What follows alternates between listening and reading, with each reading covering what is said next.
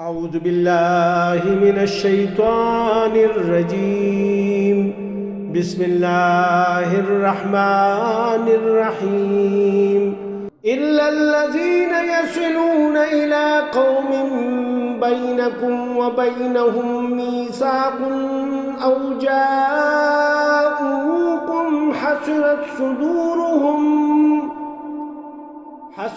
صدورهم أن يقاتلوكم أو يقاتلوا قومهم ولو شاء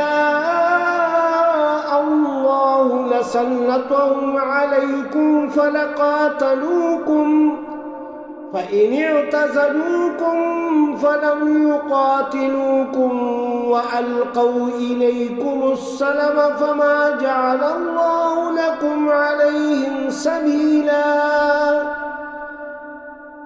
البتہ اس حکم سے وہ لوگ مستثنا ہیں جو ایسی قوم سے جا ملے جس سے تمہارا معاہدہ ہو چکا ہو، یا ایسے لوگ بھی مستثنا ہیں جو تمہارے پاس دل برداشتہ آتے ہیں، وہ نہ تمہارے خلاف لڑنا چاہتے ہیں اور نہ ہی اپنی قوم سے، اور اگر اللہ چاہتا تو انہیں تم پر مسلط کر دیتا، پھر وہ تمہارے خلاف لڑائی کرتے۔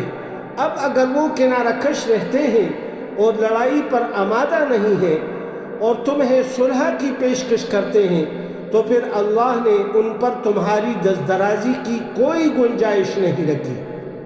سَتَجِدُونَ آخَرِينَ يُرِيدُونَ أَن يَأْمَنُوكُمْ وَيَأْمَنُوا قَوْمَهُمْ كُلَّمَا رُدُّوا إِلَى الْفِتْنَةِ أُرْكِسُوا فِيهَا فَإِن لَّمْ يَعْتَزِلُوكُمْ وَيُلْقُوا إِلَيْكُمُ السَّلَمَ وَيَكُفُّوا